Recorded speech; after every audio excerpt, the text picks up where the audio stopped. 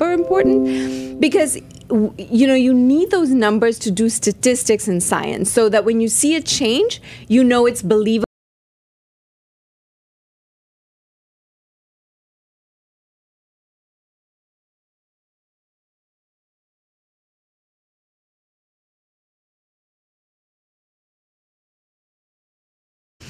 Well, for one thing, remember Sid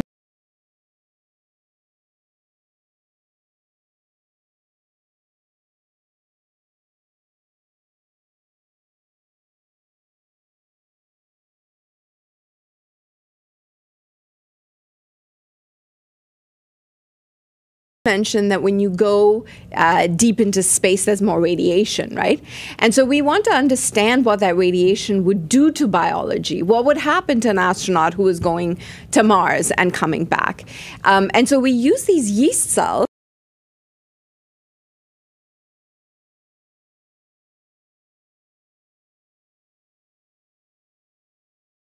Mechanisms very similar to humans. That's amazing. Go. Yeah. That's right. Good question. Very good question. It's actually going to go very, very far. It's going to go towards the sun.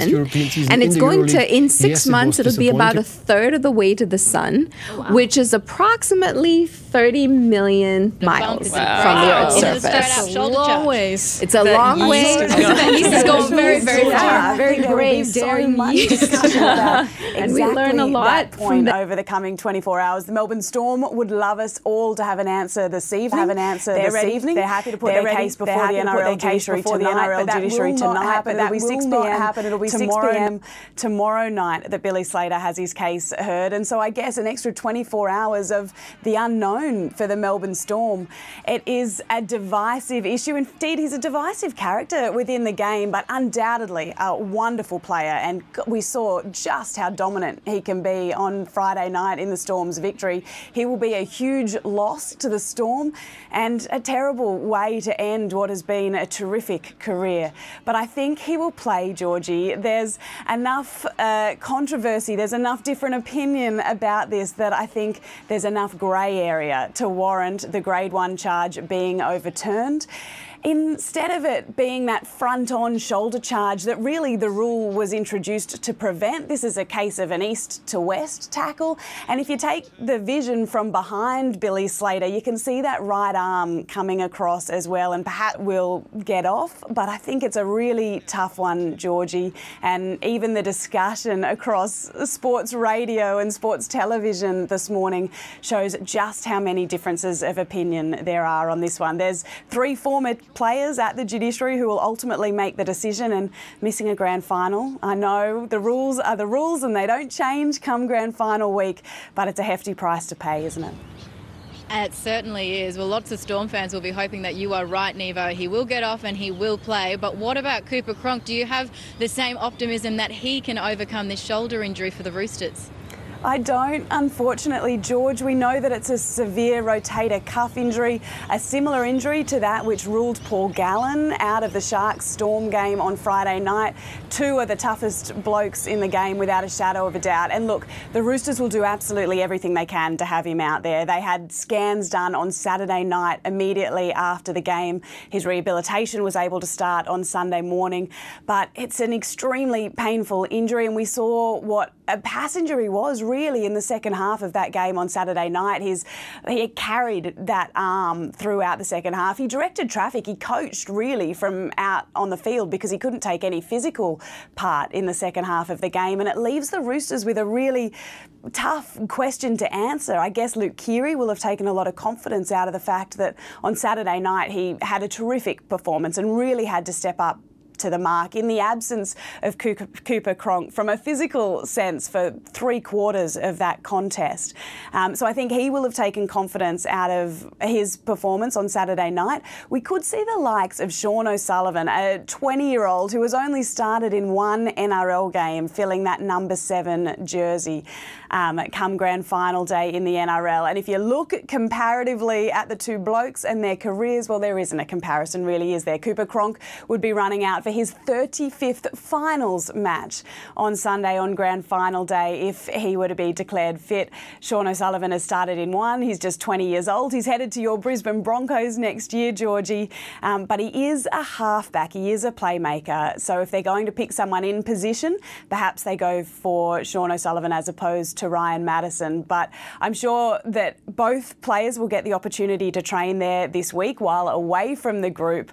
I'm confident that Cooper Cronk and the physios and the rehab technicians will be doing absolutely everything they can to get him fit. He is such a crucial member of this team, and he has shown throughout the back half of the season that that combination with Luke Keary has really come a long way.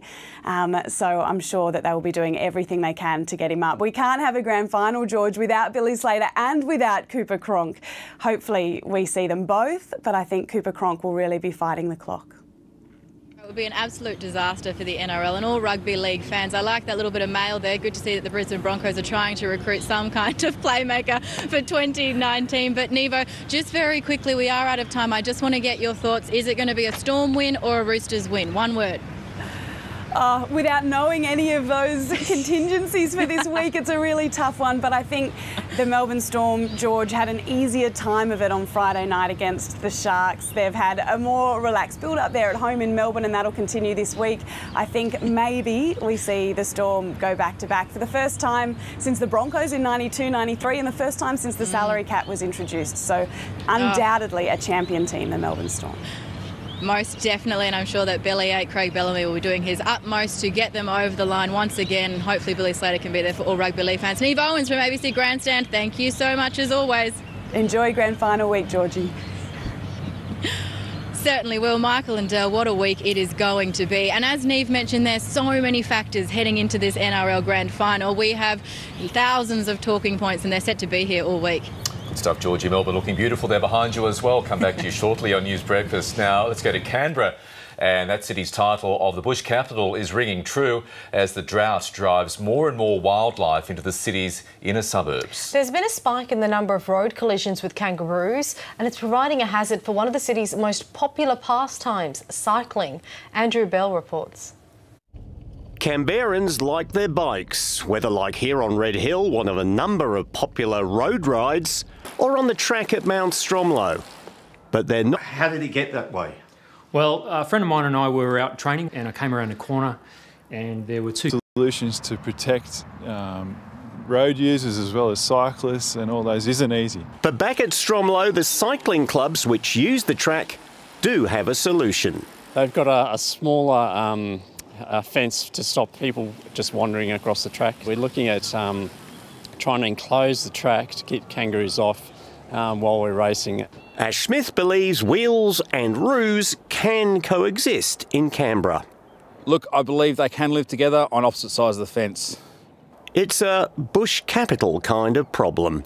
Andrew Bell, ABC News, Canberra. Let's take you now to the other morning's news. And filmmaker James Ricketson has arrived back in Australia after being pardoned for espionage and deported from Cambodia. Mr Ricketson was sentenced to 6 years jail in August for flying a drone at a political rally last year. The 69-year-old was released from prison on Friday. Speaking at Sydney Airport, Mr Ricketson has reflected on his time in jail. One of the lessons I've learned, I suppose, in Cambodia and being in jail with 6,000 other men is how incredibly lucky I am.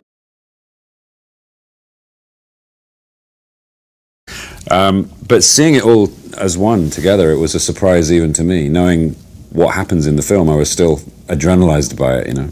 How the hell do they do those things? They just do it. I mean, I think what happened was we did Ghost Protocol, the fourth one.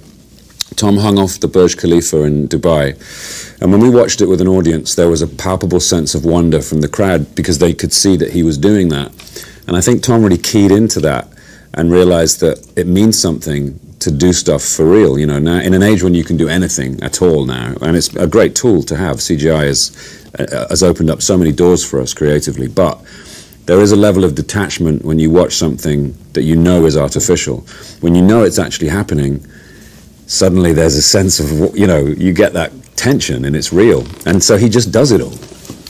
Was he in a helicopter? Yeah, he learnt to fly. He trained for 1.5 years to fly aerobatic in a helicopter, which that demonstrates a level of commitment which I don't have, you know. It's crazy. You've been in how many Mission Impossible? This one is my 4th. So is it now old hat?